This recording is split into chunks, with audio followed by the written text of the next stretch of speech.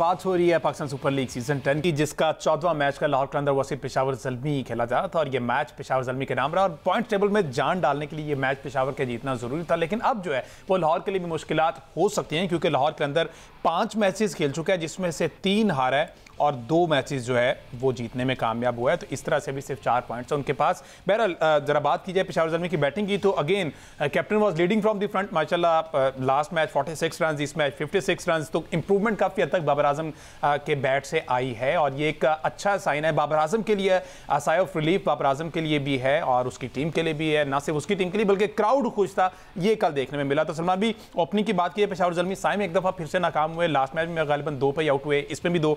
तो साइम आपको लगता है कुछ जल्दबाजी का शिकार है या फिर उन पर वही प्रेशर जो कि हमने उनके फील्ड से बाहर होने पर उन पर बिल्ड किया हुआ था, उस वजह से थोड़ा सा स्ट्रगल कर रहे हैं?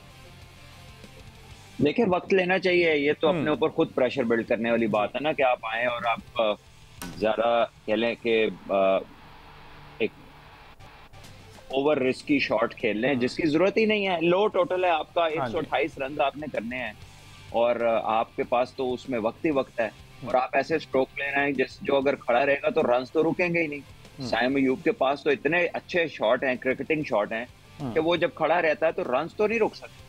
ये तो बड़ा ही, हमने ऐसी कोई चीज देखी ही नहीं। लेकिन कल जिस बॉल को वो उन्होंने मतलब ऊपर से मारने की कोशिश की, अगर उसको वो सामने बिल्कुल ग्राउंडेड शॉट खेलता तो शायद फिर भी चौका होता।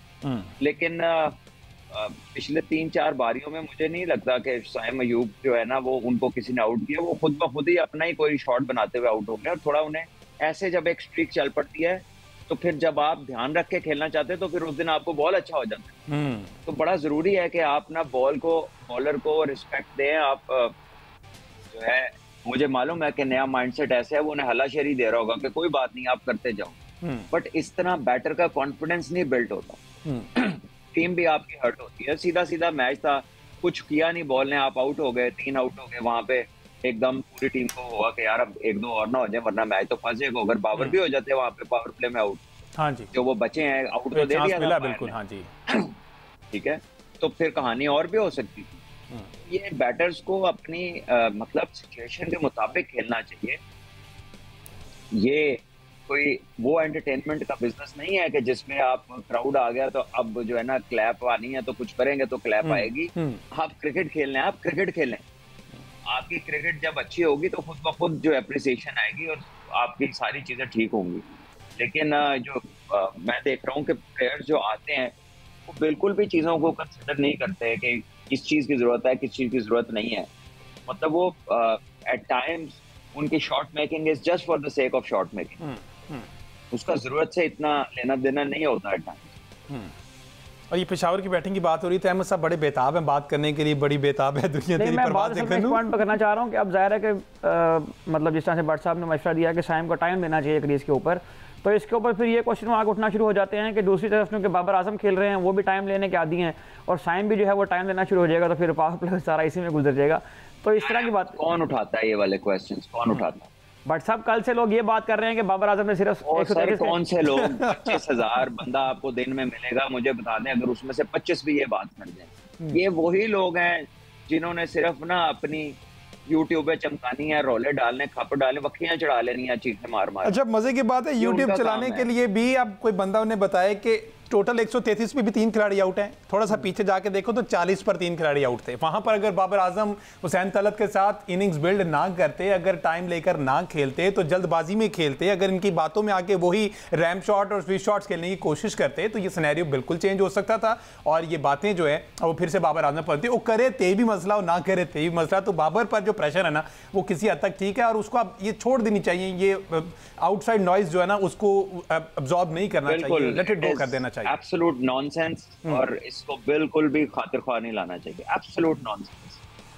और इसी के साथ बाबर को अपनी वही क्रिकेट खेलनी चाहिए जिसको खेल के रन बनाते रहे हैं। और उन्होंने लंबे छक्के मार रहे हैं जी। कल मैच के दौरान मिडवे में इंजी भाई का इंटरव्यू था, ठीक है, पिच के ऊपर रमीज भाई के साथ। अच्छा। और उन्होंने उनसे ये सवाल किया कि बाबर आजम को आप बस ये एक बैटिंग मेंटोर, आप क्या उनको मशवरा देते हैं, आपने उनसे क्या बात की? कहते हैं सबसे, इंजी भाई का जवाब था, सबसे पहले तो उसको स्ट्राइक रेट को अपने ज़हन से निकालना है और उसको सिर्फ अपनी नॉर्मल क्रिकेट खेलनी। अब ये कौन सा बंदा कह रहा है जिसने दुनिया में हर जगह परफॉर्म किया हुआ है, पाकिस्तान के बेहतरीन टॉप 2-3 प्लेयर्स हो हिस्ट्री में, तो वो उनमें से एक, ठीक है, और कप्तान भी रहे हुए हैं, बड़े सक्सेसफुल रहे हुए हैं। So the point is same कि आपको नॉनसेंस को एंटरटेन नहीं करना। ये जो रौले डाल रहे हैं जिन्होंने कभी जिंदगी में, मतलब ऑब्वियसली क्रिकेट की एक्सपर्टीज उनकी नहीं है, ठीक है, वो आकर वो फैशनेबल और बज़वर्ड्स को यूज कर रहे हैं और सिर्फ आप पे प्रेशर डालते हैं, चाहे किसी एजेंडा के तहत ना, यार चलिए उनकी समझ ही इतनी है। लेकिन आपको तो अल्लाह ने दिमाग दिया, आपको तो ये अपना काम, अगर आप उसकी वजह से अंडरमाइन हो रहे हैं तो फिर ये आपकी मेंटल वीकनेस है। And I think he was right कि ये अपने जहन से वो चीजें उन्हें निकालनी है और अपनी क्रिकेट खेलनी है, प्रॉपर क्रिकेट खेलनी है, क्योंकि वही उनकी स्ट्रेंथ है। वो जो वर्ल्ड नंबर 1 रहे हैं वो रैप शॉट्स मार के नहीं रहे, बिल्कुल, वो कोई जो है ना उल्टी सीधी शॉटें मार के नहीं रहे, प्रॉपर क्रिकेट खेल के रहे हैं। वो जितना प्रॉपर क्रिकेट को खेलेंगे उतना ही उनका सक्सेस है, और अगर उसके लिए किसी का शौक पूरा कराना भी पड़ता उन्हें तो करा देना चाहिए। अच्छा, और ये बड़ी अच्छी बात है कि आप वो सुलझे हुए लोगों के पास जा रहे हैं, उनकी बातें सुने। विव रिचर्ड्स के साथ उन्होंने काफ़ी ज़्यादा टाइम गुजारा। ये जब पेशावर कोयटा पहले प्रैक्टिस कर रहे थे तो उन्होंने विव रिचर्ड्स के साथ अच्छा टाइम गुजारा और उनसे कुछ बातें डेफिनेटली सीखी होंगी। एक लेजेंड है, उनसे सीखने को बहुत कुछ मिला होगा बाबर को। तो अगेन हमने देखा कि हौसला अफजाई की बात है कि बाबर आजम ने स्कोर किया है, बड़े मतलब कंफर्टेबल नजर आए हैं, अपने उस शेल में नजर नहीं आए हैं जिसमें वो पिछले 3-4 मैच से नजर नहीं आ रहे थे। जो अपने स्ट्रोक्स हैं वो स्ट्रोक मेकिंग किए, उन्हें प्रॉपर शॉट्स खेले हैं और कोई मतलब ऐसी उन्होंने जल्दबाजी का मुजाहरा भी नहीं किया, सिचुएशन के मुताबिक खेला है। तो मेरा ख्याल है कि बहुत ही ज़्यादा हौसला अफजाई की बात बाबर आजम के लिए भी है और पाकिस्तान क्रिकेट के लिए ये अच्छी खबर है कि बाबर आजम जो है वो रन करना शुरू हो गए हैं। बाकी फैंस की अगर आपने बात की है तो यकीनन मेरा ख्याल है कि कल लाहौर कलंदर्स चूँकि खेल रही थी और लाहौर कलंदर्स की मौजूदगी में भी लोग जो है वो बाबर आजम के नारे लगा रहे थे, और जब वो रिवर्ट हुआ बाबर के हक में तो मेरा ख्याल है कि सबसे ज़्यादा शोर उस वक्त मचा पूरे ग्राउंड में जब बाबर का रिवर्ट हुआ, लोगों को पता लगा कि बाबर क्रीज पे स्टे कर रहा है। अच्छा सलमान भी, कल आप वहाँ पर मौजूद थे, फैन एक्सपीरियंस कैसा रहा है? जो लाहौर से उम्मीदें वाबस्ता थी, एक्सपेक्टेशंस थी कि लाहौर का क्राउड हमेशा की तरह आता है, वेलकमिंग क्राउड होता है, तो कल दोबारा से लाहौर ने साबित किया है कि वाकई लाहौरी हैं। देखिए, लाहौर के क्राउड ने हमेशा कह लीजिए कि अपना रोल जो है ना PSL के हवाले से या इंटरनेशनल क्रिकेट के हवाले से उन्होंने हमेशा इसको फुलफिल किया है। नॉट टू फॉरगेट कि कदाफी स्टेडियम की कैपेसिटी बड़ी है, 25 से 35 हज़ार हुई है। तो इसका मतलब है कि कल जो आपका क्राउड था वो कम से कम 30-32 हज़ार का क्राउड, इतना अच्छा क्राउड था, फुल स्टेडियम था। कीपिंग इन माइंड दैट कि कल वर्किंग डे था, कल वर्किंग डे भी था, और उसके अलावा कह लीजिए कि लाहौर के अंदर जो हर्डल्स है ना कराची से बहुत ज्यादा है। कराची में तो बड़ी ज्यादा, स्टेडियम के दरवाजे के बाहर आप ड्रॉप हो जाते हैं तो 500 मीटर की आपकी वॉक है। लाहौर में तो पार्किंग कहाँ दूर दूर करके कम से कम 1-1.5-2 किलोमीटर बनता है कहीं, और आपको आना पड़ता है। तो I think it was outstanding to see a very good crowd. अच्छा सलमान भी, कल TKC को हारिस का बॉल काफ़ी अच्छा हो गया क्योंकि लो स्कोरिंग मैच था, उसमें ज़रूरत नहीं थी, तो हारिस क्योंकि क्विक हैं, फ्यूरियस हैं, तो जिस वजह से वो बोल्ड हो गए, कल डिसीव हुए।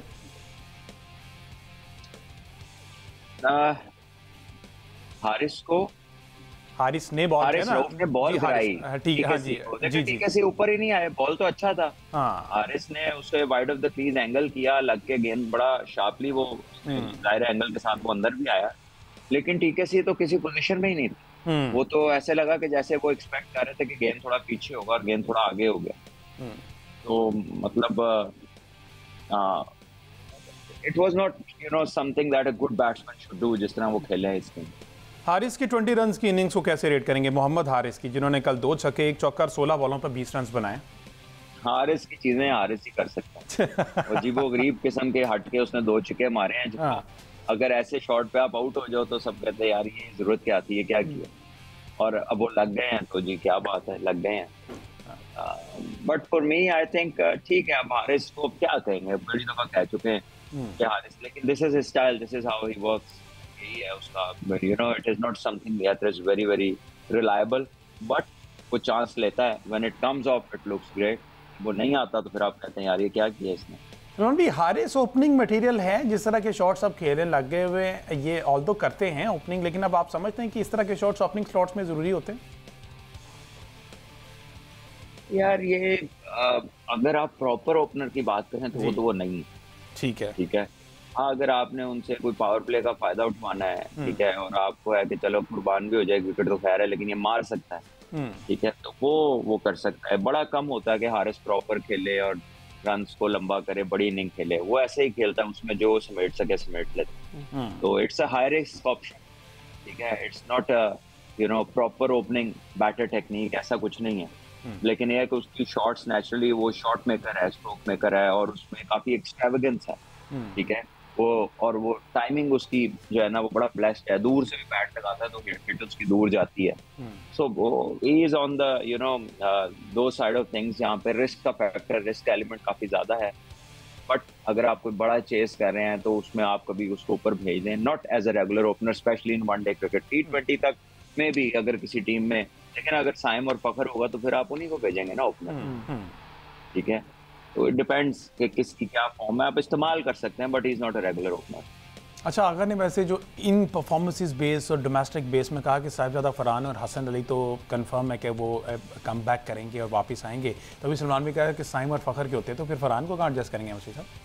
देखिए, ये तो कप्तान ने करना है। फखर को नंबर 4 पे बहरहाल खिलाया जा सकता है। फखर वहाँ खेलती भी रहे हैं, फखर के वहाँ फखर को खिलाया जा सकता है नीचे, बिल्कुल ठीक कह रहे हैं अहमद। और फरहान, साहिबजादा फरहान डिजर्व करते हैं कि उनको ओपन कराया जाए। मेरे तो एक मिनट के लिए जहन से निकल गया, वो इतनी अच्छी फॉर्म में है कि ही इज नॉट समबडी जिसको आप इग्नोर कर, वो आउटस्टैंडिंग क्रिकेट खेल रहे हैं, उसको ही फर्स्ट ऑप्शन वही होनी चाहिए to open the inning, specially जो इसकी फॉर्म है उसको यूटिलाइज करना चाहिए।